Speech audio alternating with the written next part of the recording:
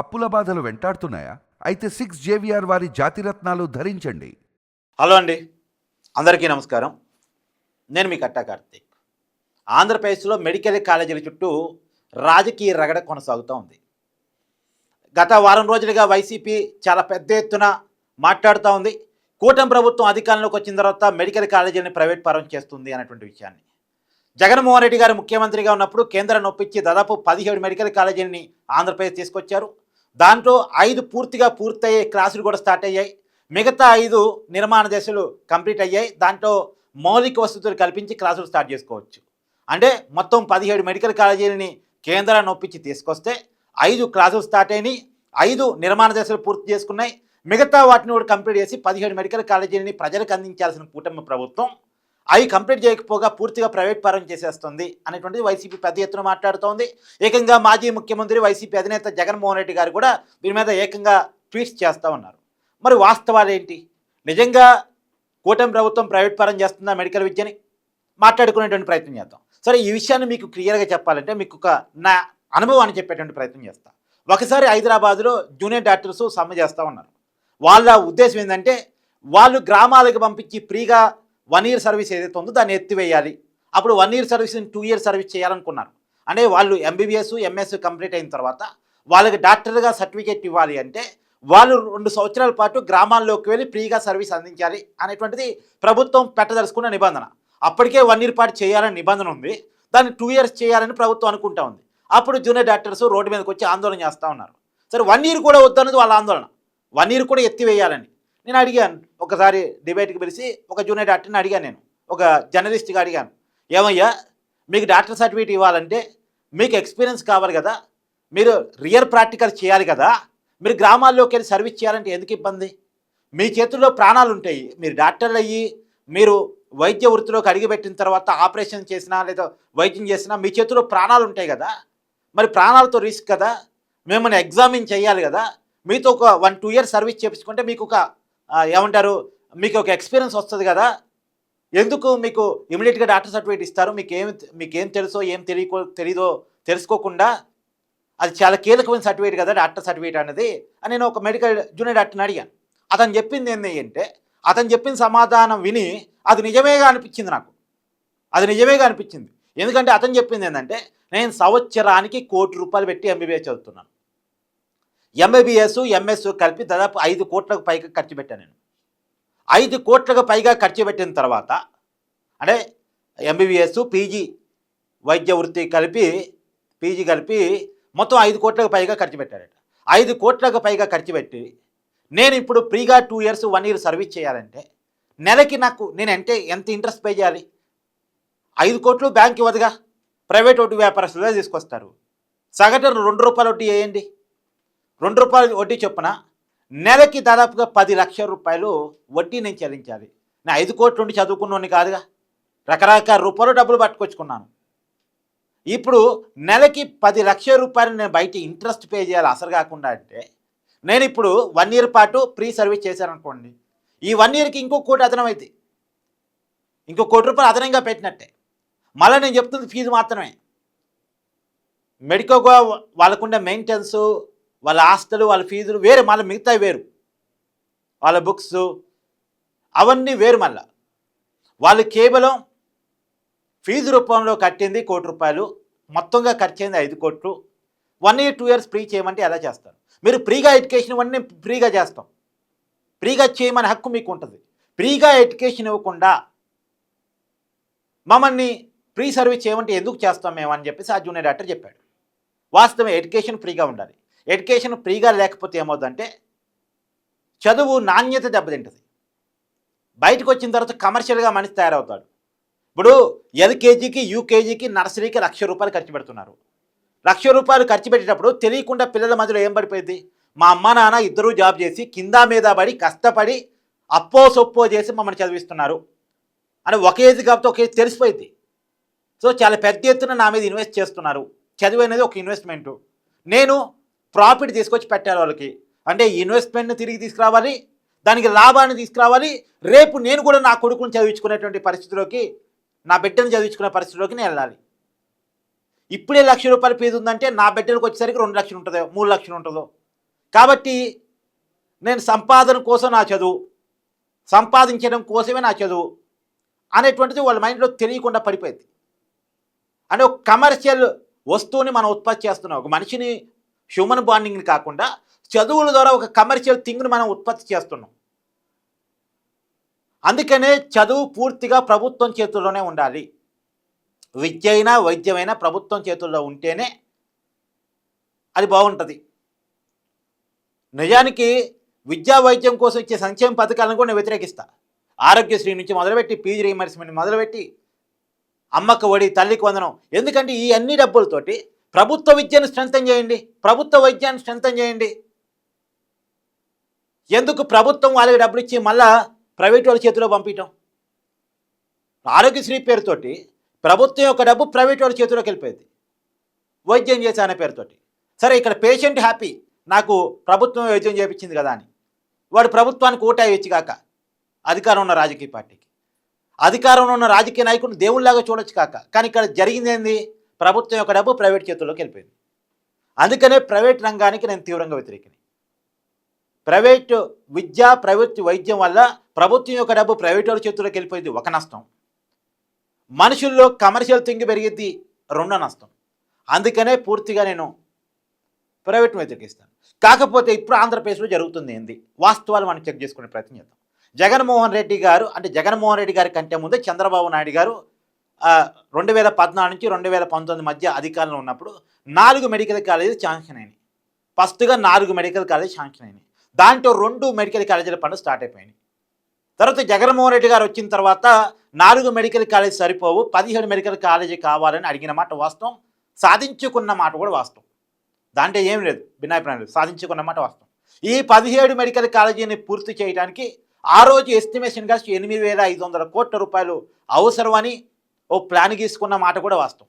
8,500 కోట్ల రూపాయలు ఖర్చు, అంటే 8,500 కోట్లు కూడా కాదు, కరెక్ట్గా 8,400 చేంజ్ కోట్ల రూపాయలు అవసరం అనేటువంటిది. అంటే దగ్గర 8,500 కోట్ల రూపాయలు అవసరమని ఆ రోజు అనుకున్న మాట వాస్తవం. కానీ ఖర్చు పెట్టింది ఎంత? ప్రాక్టికల్గా కేంద్రం దీనికోసం ఆ రోజుకి కొన్ని మెడికల్ కాలేజీ ఫస్ట్ టైం కింద 975 కోట్ల రూపాయలు కేంద్రం శాంక్షన్ చేసింది రాష్ట్ర ప్రభుత్వానికి. మెడికల్ కాలేజీలకు పర్మిషన్ ఇస్తూ 975 కోట్లు ఒక విడతగా ఇచ్చింది. ఆ 975 కోట్లు కూడా పూర్తిగా ఖర్చు కాలే, కేంద్రం ఇచ్చినప్పుడు కూడా ఖర్చు కాలే, సగం ఖర్చు మాత్రం అయింది. 475 కోట్లు ఏమో ఖర్చు అయింది, మిగతాది ఖర్చు కాలే. అంటే 500 కోట్లు కూడా ఖర్చు చేయలే. తర్వాత రాష్ట్ర ప్రభుత్వం 670 కోట్లకు పైగా పెండింగ్ పెట్టింది. ఇప్పుడు వైసీపీ ఏం చెప్తుంది? జగన్మోహన్ రెడ్డి గారు అధికారంలో ఉండగా 2,500 కోట్లు ఖర్చు చేశారని చెప్తుంది. 2,500 కోట్లు నిజంగా ఖర్చు అయి ఉంటే దాంట్లో కేంద్రానికి సంబంధించిన డబ్బు 975 కోట్లు ఉంది, పెండింగ్ బిల్లులు 876 కోట్లు ఉన్నాయి. మిగతాది రాష్ట్ర ప్రభుత్వం పెట్టిందంత? అసలు మిగతాది రాష్ట్ర ప్రభుత్వం పెట్టిందంత జగన్మోహన్ రెడ్డి గారికి పరిపాలన కాలంలో.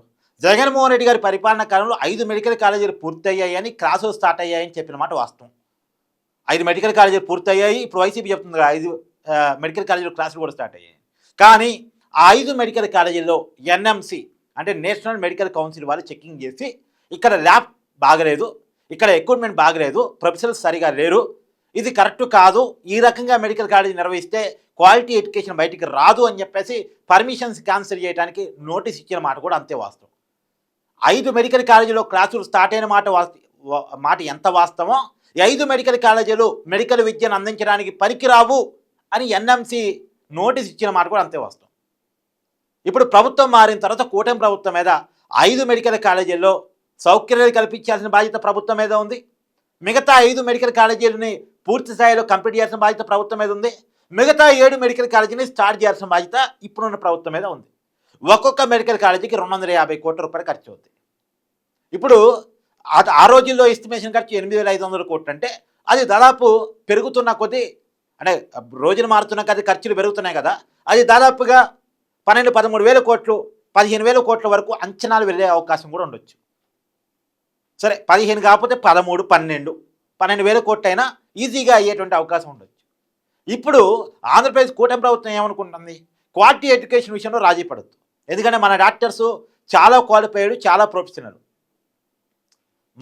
మన డాక్టర్స్ చాలా ప్రొఫెషనల్.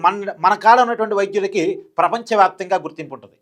మన కాడ వైద్య ఇప్పుడు చాలామంది తక్కువ ఖర్చు కోసం అని చెప్పేసి ఫిలిప్పీన్స్, ఉక్రెయిన్ ఇలాంటి దేశాలకు వెళ్ళి ఎంబీబీఎస్ చేసుకుని వస్తూ ఉంటారు. ఈవెన్ దో చైనా కూడా పోయి చాలామంది ఎంబీబీఎస్ చేసుకుని వస్తూ ఉంటారు. కానీ వాళ్ళకంటే మన కాడ చదివిన వాళ్ళకు ఉండే క్వాలిటీ చాలా గట్టిది. మన కాడ చాలామంది ఎంబీబీఎస్ ఈ డాక్టర్ ఎక్కడ చదివాడని తెలుసుకుని అక్కడికి పోతారు వైద్యానికి. ఎందుకంటే ఫిలిప్పీన్స్ సర్టిఫికెట్లు, ఉక్రెయిన్ సర్టిఫికెట్లు, చైనా సర్టిఫికెట్ మనం నమ్మడానికి కూడా లేదు. ఎంబీబీఎస్ చీపే, ఎంబీబీఎస్ క్వాలిటీనే. మన కాడిచ్చే క్వాలిటీ, మన ఎడ్యుకేషన్ ఇచ్చే క్వాలిటీ, మనం చేసే చెకింగ్ ఎవరు చేయలేరు. అందుకనే మన డాక్టర్స్కి ఉందో అమెరికాలో కూడా క్రెడిబిలిటీ ఉంటుంది. మన వాళ్ళని పిలిపించుకొని అక్కడ వైద్యాలు చేయించుకుంటూ ఉంటారు. ఇలా అమెరికాలో టాప్ డాక్టర్స్ 10 మందిని మీరు ఎతకండి, రేటింగ్స్ చూడండి ఒకసారి. అమెరికాలో డాక్టర్స్ కూడా రేటింగ్స్ ఇస్తూ ఉంటారు. మీరు చూడండి, కావాలంటే చెకింగ్ చేసుకోండి. భారతీయులు చాలామంది ఉంటారు. మన క్వాలిటీ ఆఫ్ ఎడ్యుకేషన్ అలాంటిది. అందుకనే మన క్వాలిటీ దెబ్బతినకుండా ఏం చేద్దాం ప్రభుత్వానికి బటన్ కాకుండా అంటే అప్పుడు చంద్రబాబు నాయుడు గారి మధ్యలో సహజంగా వచ్చేదే పీపీపీ, పబ్లిక్ ప్రైవేట్ పార్ట్నర్షిప్. ఓ ప్రైవేట్ సాయం తీసుకుందాం, పూర్తిగా ప్రైవేట్ పరం కాదు, పబ్లిక్ యాజమాన్యం ఉంటుంది, అంటే ప్రభుత్వాందే యాజమాన్యం, ప్రైవేట్ వాళ్ళు సహకారం తీసుకుందాం. వాళ్ళకి కొన్ని సీట్లు ఉంటాయి. అంటే ఎగ్జాంపుల్ మనకు అర్థమయ్యే భాషలో చెప్పాలంటే, మనం ల్యాండ్ ఓనర్ ఒకరైనా ఇంకొక బిల్డర్తో కలిసి డెవలప్మెంట్కి ఇచ్చేస్తారు కదా. డెవలప్మెంట్కి ఇచ్చినందుకు వాళ్ళు కొన్ని ప్లాట్లు అమ్ముకుంటారు, మనం కొన్ని ప్లాట్లు అమ్ముకుంటాం. ల్యాండ్ ఓనర్కి కొన్ని ప్లాట్లు వస్తాయి, బిల్డర్కి కొన్ని ప్లాట్లు వస్తాయి. అట్నే ఇది కూడా కొంత ప్రైవేట్ సహకారం తీసుకొని అన్ని కాలేజీలని కంప్లీట్ చేద్దాం. సంవత్సరానికి 2 చొప్పునైనా కంప్లీట్ చేద్దాం. జగన్మోహన్ రెడ్డి గారు కంప్లీట్ చేయలేదు. ఇప్పుడు ప్రభుత్వం అనుకుంటుంది దాదాపు 10 మెడికల్ కాలేజీని 2027-28 ఎడ్యుకేషన్ కల్లా మనం అందుబాటులో తీసుకురావాలి. అదే పూర్తిగా ప్రభుత్వమే చేయాలనుకున్నది ఎప్పటికీ కాదు. పోలవరం ప్రాజెక్ట్ లాగా కంప్లీట్ అవుతూనే ఉంటుంది. ఆ మెడికల్ కాలేజీల పరిస్థితి ఎప్పటికీ కంప్లీట్ కాదు. అరాకొరా వసూలుతోటి హడావుడిగా కంప్లీట్ చేసినా ఎన్ఎంసీ ఒప్పుకోదు. అదేగా జగన్మోహన్ రెడ్డి గారి పరిపాలన జరిగింది. ఇప్పుడు నేను కొన్ని కాలేజీ ఎగ్జాంపుల్ చెప్తాను, మీరు ఆ కాలేజీకి వెళ్ళి మరీ చెక్ చేసుకోండి, ఇబ్బంది ఏం లేదు. నేనే ప్రాపర్ ఇన్ఫర్మేషన్ ఇచ్చేవాడిని, ప్రైవేటీకరణ వ్యతిరేకించేవాడిని, కానీ వాస్తవంగా చెప్పాలి కాబట్టి చెప్తున్నాను. ఇలా పులివెందుల మెడికల్ కాలేజ్ ఉందండి, దానికోసం 375 కోట్లు ఖర్చు చేశామని జగన్మోహన్ రెడ్డి గారి ప్రభుత్వం చెప్పుకుంటుంది. కానీ దాంట్లో దాదాపు 100 కోట్లుగా పైగా పెండింగ్ బిల్లు ఉన్నాయి, 276 కోట్లు సేకరించిన డబ్బులు ఉన్నాయి. కానీ దానికి అయ్యే ఎస్టిమేషన్ ఖర్చు 500 కోట్లు. అంటే 200 కోట్ల రూపాయలు సరిగా ఖర్చు పెట్టలేదు. ఇంకా ఖర్చు పెట్టింది 300 కోట్లే. 375 చెప్పినా 75 కోట్లు పెండింగే. ఏం పెట్టలేదో బిల్లు. పులివెందుల జగన్మోహన్ రెడ్డి గారి సొంత నియోజకవర్గానికి సంబంధించి చెప్తాను నేను. మళ్ళీ ఇప్పుడు కూటమి ప్రభుత్వం ఏమనుకుంటుంది, మొదటి విడతలోనే పులివెందుల, ఆదోని, తర్వాత మార్కాపురం, మదనపల్లి, వీటిని మనం ముందు విడతగా కంప్లీట్ చేద్దాం పీపీపీ పద్ధతిలో అని అనుకుంటుంది. అలాగే ఇంకొక 5 కాలేజీలను కూడా పార్వతీపురం సంబంధించి కావచ్చు, తర్వాత మిగతా ఒక 5 కాలేజీని గుర్తించారు. 5 కాలేజీని కూడా మొత్తంగా 10 కాలేజీలు 2027-28 ఎడ్యుకేషన్కి మనం తయారు చేయాలి అనేటువంటి ఒక ఆలోచనతో ప్రభుత్వం ముందుకెళ్తా ఉంది. ఒకటి, ఆల్రెడీ క్లాసులు స్టార్ట్ అయిన చోట మౌలిక సదుపాయాలు కల్పించడం, ల్యాబ్స్ కల్పించడం, అన్ని రకాల వస్తువులు కల్పించడం. 2, కొత్తగా స్టార్ట్ చేసే కాలేజీని కూడా స్పీడప్ చేయడం. అయితే దీంట్లో ఇంకోటి కూడా ఉంది. మీరు అనొచ్చు, మరి ప్రైవేట్ వాళ్ళ చేతిలోకి వెళ్తే అక్కడ అంటే మామూలుగా మెడికల్ కాలేజీ అనుబంధంగా మెడికల్ ఆసుపత్రి కూడా ఉంటుంది. అక్కడ ప్రైవేటు వైద్యం అంటే మన కాస్ట్లీ వైద్యం అవుతుంది కదా, పేదవాడికి వైద్యం చేసుకునే అవకాశం ఉంటుంది కదా. అదే ప్రభుత్వం చేతిలో ఉంటే ఫ్రీగా వైద్యం చేయించుకోవచ్చు కదా, గాంధీ ఉస్మానియా లాగా చేసుకోవచ్చు కదా, హైదరాబాద్ గాంధీ ఉస్మానియా లాగా అని ఎవరికి డౌట్ రావచ్చు. నిజమే ఇది. అయితే ఇప్పుడు ప్రభుత్వం ఏం చెప్తుంది, మేము ఎన్టీఆర్ ఆరోగ్య సేవ తీసుకొస్తున్నాం, 25 లక్షల వరకు ఎవరైనా ఫ్రీగా హెల్త్ పొందే అంటే 25 లక్షల వరకు ఎవరైనా ఉచిత వైద్యాన్ని తీసుకునేటువంటి అవకాశమే కల్పిస్తున్నాం. ఎన్టీఆర్ సేవ కింద ఉపయోగించుకోండి, మీరేం రూపాయి ఖర్చు పెట్టద్దు, ఓపీ ఫ్రీనే. ఎన్టీఆర్ సేవ కింద వైద్యాన్ని ఉపయోగించేసుకోండి. మళ్ళీ చెప్తున్నాను, మెడికల్ కాలేజీ నడిపే చోట మెడికల్ ఆసుపత్రి ఓపీ ఉండదు. మీరు కావాలంటే హైదరాబాద్లో టాప్ మోస్ట్ హాస్పిటల్ అపోలోకి వెళ్ళండి, అపోలో బ్యాక్ సైడ్లో అపోలో జనరల్ ఆసుపత్రిలో ఉంటుంది. ఓపీ తీసుకోకూడదు కూడా. తర్వాత మమతా మెడికల్ కాలేజ్ మీరు ఏదన్నా చెక్ చేసుకోండి. హాస్పిటల్ ఈ కాలేజీకి అనుబంధంగా కొనసాగితే ఓపీ తీసుకోరు. ఇక అడ్మిట్ అయితే అంటారా, అడ్మిట్ అయితే కూడా మీరు డబ్బులు కట్టొద్దు, ఎన్టీఆర్ వైద్య సేవని ఉపయోగించుకోండి, 25 లక్షల వరకు మీకు ఇన్సూరెన్స్ ఇస్తున్నాం కదా అని ప్రభుత్వం చెప్తుంది. సో పేషెంట్కి బడ్డన పడదు. మరి స్టూడెంట్కి అంటారా, స్టూడెంట్ ఎక్కువ ఫీజు వసూలు చేస్తారు అంటే నిజానికి జగన్మోహన్ రెడ్డి గారు ప్రభుత్వ మెడికల్ కాలేజీలు పెట్టినప్పుడు కూడా ఫీజు వసూలు చేశారు. మా ప్రభుత్వం కాలేజీ పెట్టిందంటే ఏమనుకుంటారు, సహజంగా ఫ్రీ సీట్ అనుకుంటారు, కానీ ఫ్రీ సీట్ కాదు, డబ్బులు వసూలు చేశారు. ఎందుకంటే మెడికల్ విద్యని ఫ్రీగా అందించడం అంటే ప్రభుత్వానికి చాలా పెద్ద బడ్డను. కాబట్టి ఫీజులు వసూలు చేశారు. ఫీజులు వసూలు చేసి కూడా సరైన సౌకర్యాలు కల్పించలేదు జగన్మోహన్ రెడ్డి గారు. వాస్తవం ఇది కావాలంటే మీరు పులివెందులకి వెళ్ళి చెక్ చేసుకోండి. నేను జగన్మోహన్ రెడ్డి గారు సొంత నియోజకవర్గాన్ని ఎగ్జాంపుల్గా తీసుకుంటున్నా. ప్రొఫెషనల్స్ని స్టాఫ్గా పెట్టి మంచి ఎక్విప్మెంట్ ఇచ్చి సరైన సౌకర్యాలతో మెడికల్ విద్యను కొనసాగించి ప్రొఫెషనల్ ఇంటిగ్రిటీ, భారత వైద్య విద్యకు ఏ ఇంటిగ్రిటీ అయితే ఉందో దాన్ని కాపాడే రకంగా వైద్య కళాశాలని నిర్వహించాలి అంటే దానికి అయ్యే ఖర్చుని ప్రభుత్వం పూర్తిగా భరించాలి. కానీ జగన్మోహన్ రెడ్డి గారి పరిపాలన కాలంలో జరగలేదు. కాబట్టి ఇప్పుడు మెడికల్ కాలేజీ పెట్టడం, దాన్ని నిర్వహించడం ఇదంతా ప్రభుత్వాన్ని బడ్డను కాబట్టి ప్రైవేట్ సహకారాన్ని తీసుకుందాం అని ఇప్పుడు పీపీ పద్ధతిలో చంద్రబాబు గారి ప్రభుత్వం ముందుకు వచ్చింది. ఒక రకంగా చూసినప్పుడు, క్వాలిటీ పరంగా చూసినప్పుడు ఇది ఓకే కదా, ఇది అవసరం కదా, స్పీడప్ అవసరం కదా. మన బయట దేశాలు పోతున్న మన వాళ్ళని ఆపి ఇక్కడ క్వాలిటీ ఎడ్యుకేషన్ ఇచ్చి డాక్టర్స్ని విరివిగా తయారు చేసిన అవసరం ఉంది కదా. ఇంకొక విషయం ఏంటంటే జగన్మోహన్ రెడ్డి గారు 17 మెడికల్ కాలేజ్ తీసుకొచ్చారు, చంద్రబాబు ఉన్నప్పుడు ఏం తీసుకొచ్చారు అనేటువంటి టాపిక్ కూడా రేజ్ చేస్తున్నారు. కాబట్టి ఇన్ఫర్మేషన్ కోసం చెప్తున్నాను. నిజానికి చంద్రబాబు నాయుడు గారి పరిపాలన కాలంలో మొత్తం 27 మెడికల్ కాలేజెస్ శాంక్షన్ అయినాయి. ఉమ్మడి రాష్ట్రంలో కావచ్చు, విభజిత రాష్ట్రంలో కావచ్చు. మొత్తం ఆయన పరిపాలన కాలం 4 సరియాలు ముఖ్యమంత్రిగా ఉన్నారు. 27 మెడికల్ కాలేజీ శాంక్షన్ అయింది. దాంట్లో 25 చంద్రబాబు నాయుడు గారి హయాంలోనే నిర్మాణాలు పూర్తయి ఆసుపత్రిగా తీర్చిదిద్దబడ్డాయి. దాంట్లో 20 ప్రైవేట్ మెడికల్ కాలేజీలు, 7 ప్రభుత్వ మెడికల్ కాలేజీలు. పూర్తిగా చంద్రబాబు నాయుడు గారి హయాంలోనే 27 మెడికల్ కాలేజీలు శాంక్షన్ అయితే 20 ప్రైవేటు, 7 ప్రభుత్వం. దాంట్లో 25 మెడికల్ కాలేజీలు చంద్రబాబు నాయుడు గారి హయాంలోనే నిర్మాణాలు పూర్తి చేసుకుని ఓపెనింగ్ కూడా నిర్వహణలోకి వచ్చాయి. సరే, దాంట్లో మొత్తం 5015 సీట్లు మొత్తంగా ఈ 27 మెడికల్ కాలేజీలు కలిపితే 5015 సీట్లు. సరే, అది ఉమ్మడి రాష్ట్రం. విభజిత రాష్ట్రంలో కూడా చూస్తే విభజిత రాష్ట్రంలో కూడా దాదాపు 20 మెడికల్ కాలేజీలు చంద్రబాబు నాయుడు గారు హయాంలో శాంక్షన్ అయి ఉంటే దాంట్లో దాదాపు 18 మెడికల్ కాలేజీలు పూర్తి చేసుకున్నాయి. దాంట్లో 7 పబ్లిక్ మెడికల్ కాలేజీలు, మిగతా అన్నీ కూడా ప్రైవేట్ మెడికల్ కాలేజీలు.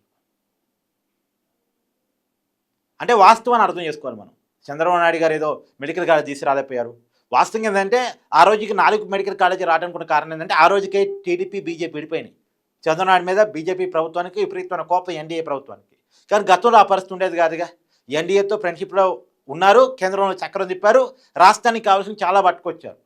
ఇప్పుడు మళ్ళీ ఎన్డీఏ కూటమిలో ఉన్నారు, రాష్ట్రాన్ని పట్టుకొస్తున్నారు. అమరావతి నిధులు కావచ్చు, వైజాగ్ స్టీల్ ప్లాంట్కి నిధులు కావచ్చు, అన్నీ కూడా మన కళ్ళ ముందు చూస్తున్నాం. పోరాడు నిధులు కావచ్చు. అప్పటికీ వాస్తవానికి ఏంటంటే కేంద్రానికి ఎంతో కొంత సౌత్ ఇండియా మీద, తెలుగు మీద కొంత వివక్ష ఉంటుంది.